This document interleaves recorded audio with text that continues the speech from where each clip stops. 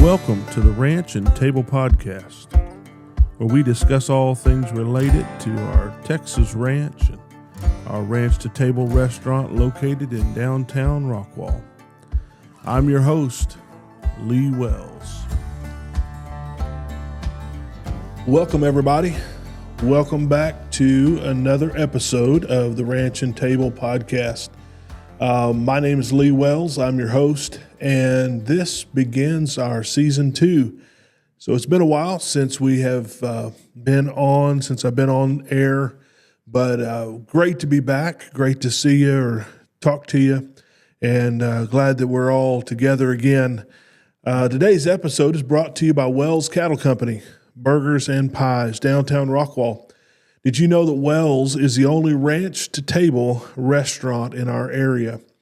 And our burgers are exclusively made with Wells Ranch beef, and our scratch kitchen makes 5 handmade sauces every day, handmade, hand-cut fries, handmade desserts. If you've not been to Wells yet, what in the world are you waiting for? I hope to see you. Today I want to welcome you back to the first episode of Season 2.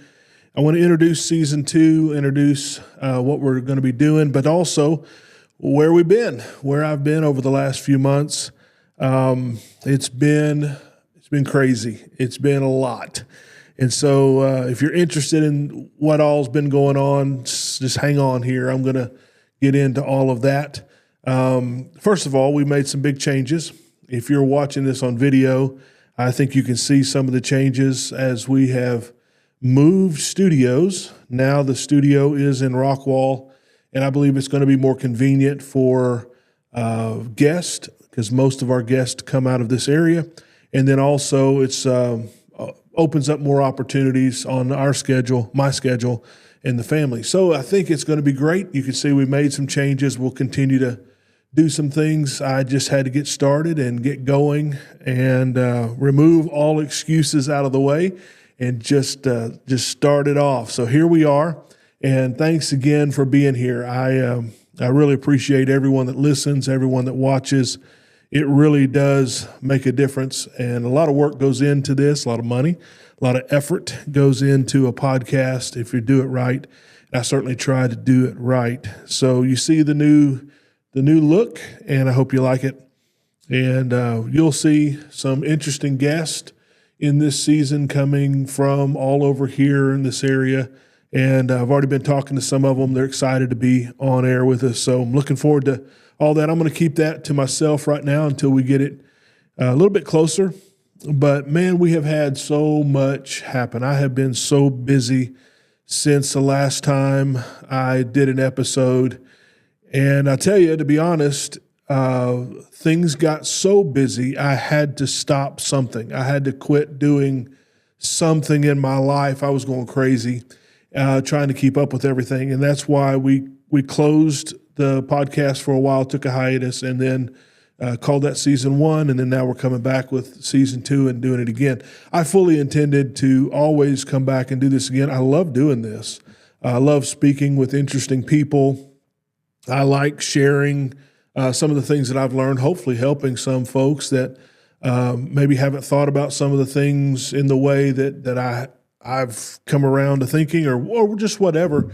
It's been fun. I enjoy doing this, but it is a lot of work writing these podcast episodes, getting the schedules together, the post-production, all of that's it's a lot. And so I got so busy with all of the work going into the Panhandle, all of the efforts that we were doing there. If you're not familiar with what I'm talking about, the largest fire that Texas has ever seen came across the Texas Panhandle this spring and into February, into March, and it took some say up to 1.5 million acres.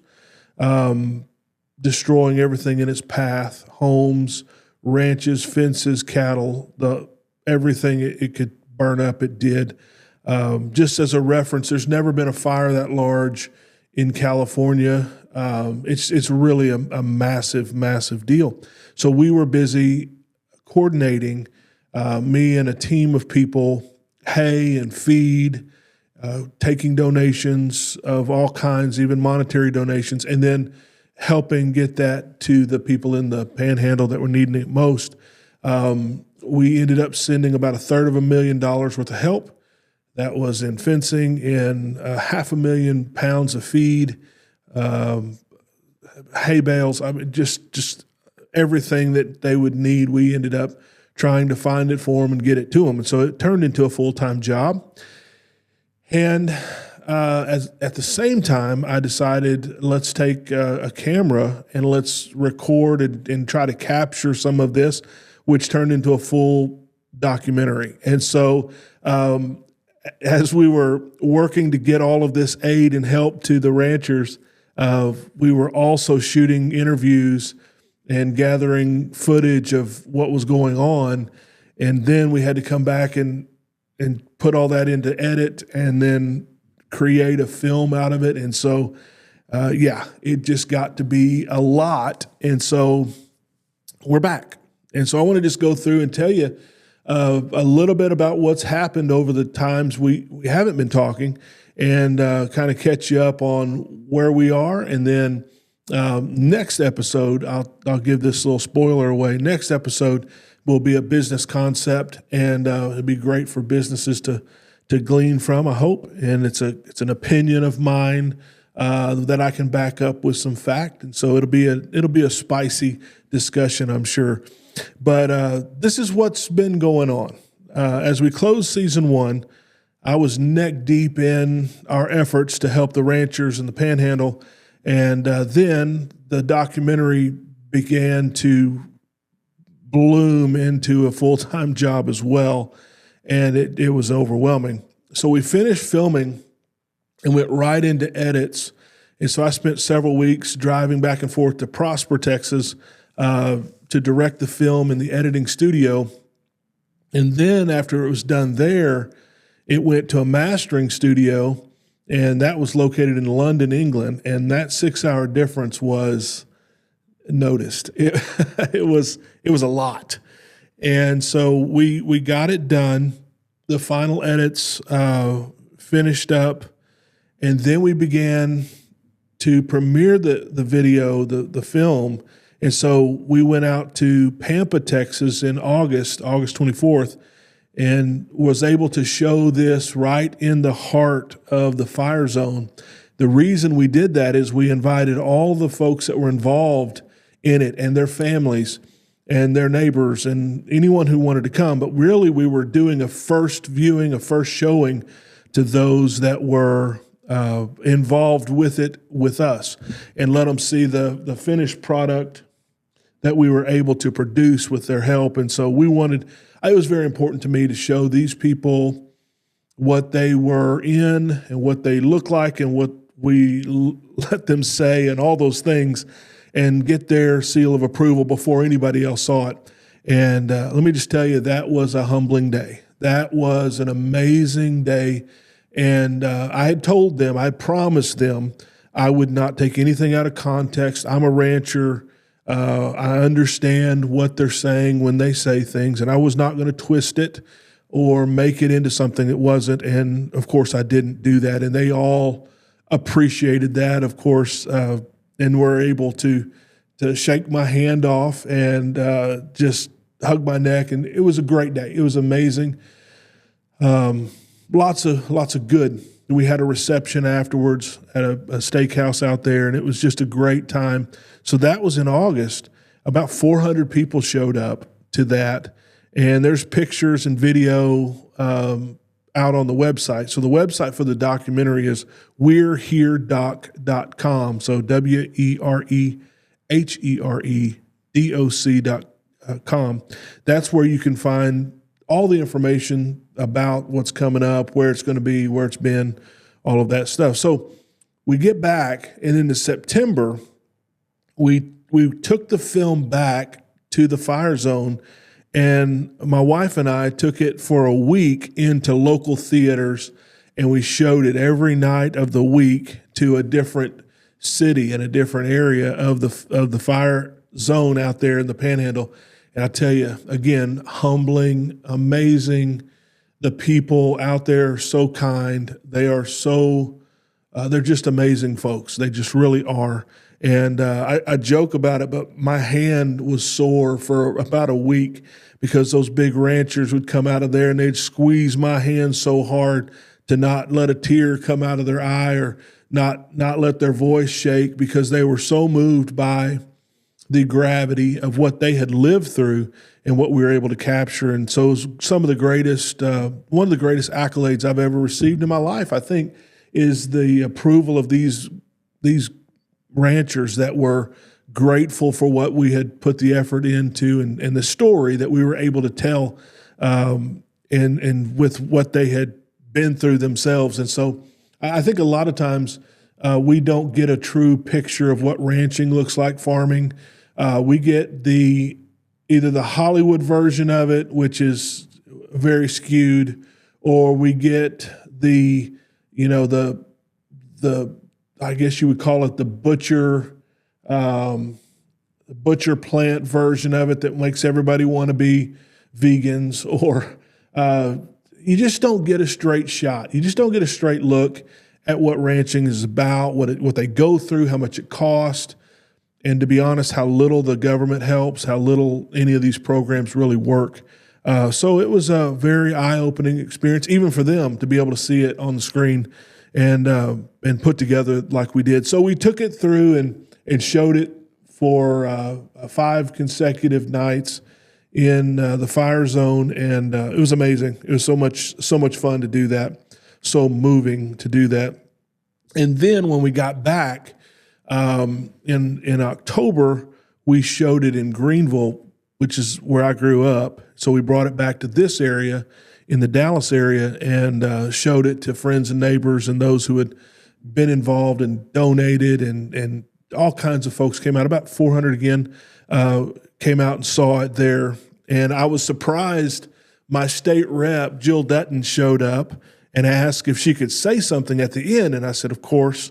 Well, she surprised me with a flag flown over the Capitol and a resolution in my honor. And I told her, I said, if I'd have known you were doing all that, I might not have given you this microphone. But it was an honor, and it was a lot, but it was an honor to be recognized and honored. And I don't know if I like all that kind of stuff, but it was appreciated for sure. And so that was a great night, and just to share with friends and family and local folks out here that I've grown to love, and to see their response as well was an amazing thing. So that took us through the showings, and then we had to stop showing it because we submitted to 16 film festivals around the country. Let me explain what that's about. So you build a film, you put all the money into it, time, edits, all of that. Well, then what? It's kind of like a book. You write a book, you sell it to your friends and family, and then it sits in the closet somewhere if you don't do something else with it. So a film can be the same way. Just because you make it doesn't mean it goes anywhere. So the path that we've taken is we've submitted to film festivals, and a lot of them we've picked to be the more conservative film festivals. And so we're hoping to be picked up by a few of them, shown at their festival, and then perhaps distribution could come from that. It's my understanding that streaming services and various distribution companies attend these festivals, watch the films, and then try to make a deal for distribution there or thereafter. So we'll see what happens with that. I don't know if that route will work for us as a documentary or not. We're very conservative, and the film industry is not. I'll just say it. The film industry is a perverted place for the most part. They have an agenda, and their agenda does not align with the heart of ranchers and the heart of God-fearing people that are neighbors and helping neighbors. And, Sunday school is mentioned, and God is mentioned, and loving each other is mentioned. And so I don't know if we'll be picked up by festivals or not, but we're trying. We're just going to put it out there and see what happens. And if it's meant to be, I guess it will be. So that's about all that we know at this point, is that we're submitted, and those will be happening the first part of next year. So first quarter of 25 is when we'll be getting more information on that. Now, again, go to the website. The website will keep you updated on what's going on there, when it's going to be out for others to view, and all of that. So it's been a great year. It's been an amazing year. Wow, it's been a lot. But to wrap this part up, I'll just tell you that I've been invited to Texas A&M College Station, and there are several schools within the university that are going to participate in the viewing, the showing of this film, and then a panel discussion that will follow, that I've been invited to sit in on and discuss some of these things that we helped with and some of the things that we saw. And then just the other day, I got an invitation. I was asked if we would be willing to show the film in Austin. And this is to our state legislature, the House and the Senate of the state of Texas. And so there's even talk about renting the big IMAX there in Austin and having them there to view it. So what they told me, one of the senators told me that there's a lot of ag-related bills that are going to be coming to the Capitol, to the process, and they feel like this film would set a good educational baseline for their decisions. And I love that because, like I told them, a lot of our legislature is made up of lawyers and various people, professionals, various kinds, but not necessarily people who know anything about ranching or know anything about agriculture. So that to be asked that our film could be used as education to give a honest look at what ranching is about is pretty cool. That's pretty cool stuff. So we'll see. And again, if that happens, I'm sure I'll mention it on Facebook or somewhere. That's a pretty cool thing to happen. So they're working on getting all of that sponsored and through, and see if they can agree on that. I don't know if government's able to agree on much anymore, but hopefully. And I just tell you this, when I took those cameras with us on that trip out there the first time to the Panhandle, I had no idea that all of this was going to come of it. I had no idea that this was going to happen. I couldn't. And it's just been an honor, and it's been something that kind of unforeseen, but also it's just been amazing. It's been an amazing journey. And so I hope that if you're listening to this podcast, you're viewing this podcast, and you haven't seen the film, go out, watch the trailer. It's at we'reheredoc.com. Watch the trailer, watch some of the clips that we have out there, and then stay tuned. I hope you are able to see it. I hope you would want to. It's an honest look at what those guys have been through this year, and what something like this, an event like this, what it cost, how big of a deal it is. It's I've seen it so many times now, I'm sick of it, but it's a very interesting thing. I heard a guy on the internet earlier today. He said talking about songwriting. He said the best thing to do is never participate in how a song is written. He said to enjoy a song, you need to just listen to the finished song. He said, because it'll ruin you if you go through the writing process. I think that's also true for documentaries. If you have to go through the process of all the footage and all of the editing and all the times I've seen it, it's countless numbers of times now, it sure takes a lot of the fun out. But for those that are seeing it for the first time, it's a pretty cool deal. But anyway, that's what we've been doing. That's what I've been doing. Instead of doing podcast every week. But I'm back on track. I'm looking forward to this season. I'm looking forward to next week's episode, and I'm planning on talking about a very controversial business topic. We're going to come right out of the gate next week with something that's going to probably stir some people's thinking, some things that people do all the time without thinking about it, and it's detrimental to your business. It can really hurt you and not help you as much as you think. And I hope people aren't upset when they hear this, but I think I've got a good backing for what I'm going to tell you about. And it's one of the most silly practices in our business. And I'll just tell you what it is. So maybe you'll be interested and listen to the next episode. It's the practice of discounts. And if you've read my book, Burger Brilliance, I call it discount games. In there's a chapter called discount games. I am not a fan of discounting. I'm not a fan of 50% off, buy one, get one free, 10% off. I don't think, well, I won't say anymore. I'll wait till next week to get into that subject with you.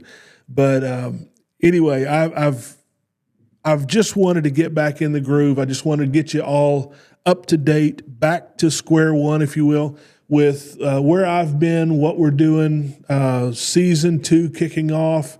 And if you don't have my book yet, you can get it at leewellsofficial.com, Amazon, Target, barnesandnoble.com, walmart.com. I'm missing some places, but or you could just come to the restaurant and get one, and I'll sign it for you or whatever you want, and I'll do what you want there. But we sell them there in the restaurant as well, Wells Cattle Company.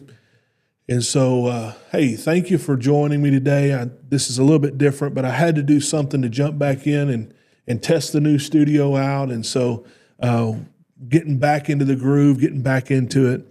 And so this week is sponsored by Wells Cattle Company. My restaurant is paying for this. And if you haven't been to Wells yet, you got to come by and see us.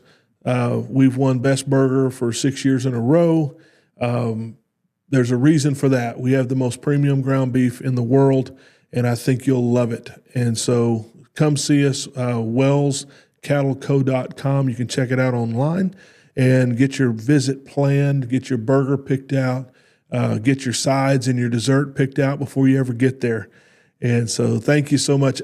As always, I welcome feedback. If you can talk to me about the show, email me, message me on Facebook, whatever is convenient for you.